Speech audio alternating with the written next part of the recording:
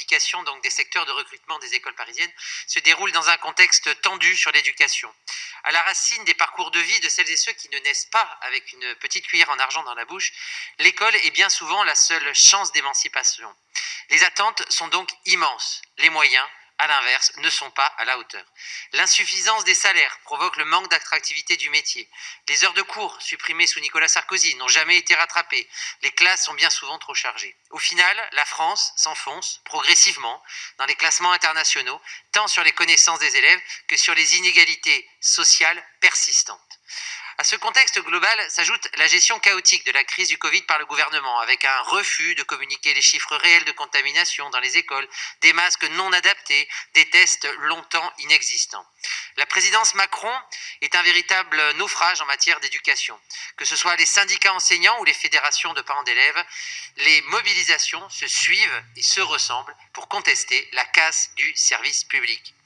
Un indicateur important est le nombre de postes enseignants.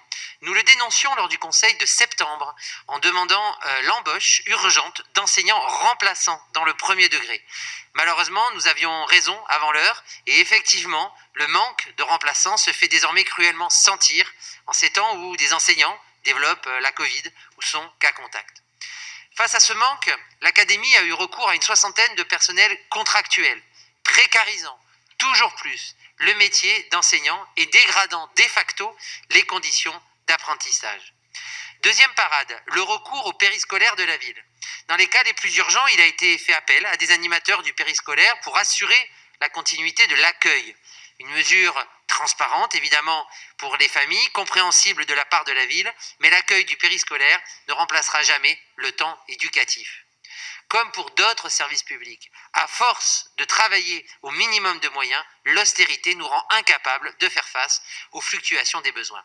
Nous demandons donc dans un vœu l'embauche urgente de professeurs titulaires afin de remplumer la brigade de remplaçants. L'épreuve de l'engagement de la ville pour de bonnes conditions d'apprentissage contraste avec la politique gouvernementale. Nous nous permettons de pousser un peu plus loin notre action sur deux points, les locaux et l'entretien. Sur les locaux, nous demandons l'installation rapide de capteurs à CO2. Ils sont peu chers, très utiles et prévus dans les protocoles sanitaires. Nous pourrions donc, avec un investissement modeste, améliorer le contrôle de l'air dans nos écoles.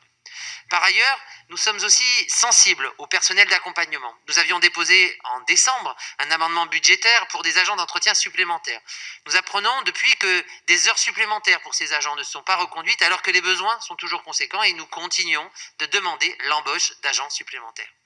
J'en viens à un dernier point, un point de différence entre nous concernant la sectorisation dans le 10e arrondissement et à l'enjeu de l'école Paradis, pour laquelle nous déposons un amendement. Il vise à repousser la sectorisation du 10e en attente d'une concertation plus aboutie et un accord raisonnable, pour plusieurs raisons. Tout d'abord, la fermeture de cette école, ou plutôt la non-réouverture suite aux travaux, est fortement contestée par les parents d'élèves et certains élus. Les alternatives n'ont, semble-t-il, pas été suffisamment étudiées. Les arguments ont été largement exposés dans les rencontres avec les parents d'élèves qui ont eu lieu, avec des enseignants, avec les élus de la majorité du 10e lors du dernier conseil d'arrondissement. Création d'une polyvalente à Chabrol, accueil reporté sur des préfabriqués devenus pérennes, espace commun insuffisant, etc. etc. Permettez-moi aussi d'ajouter un point particulièrement désagréable sur le provisoire qui devient pérenne.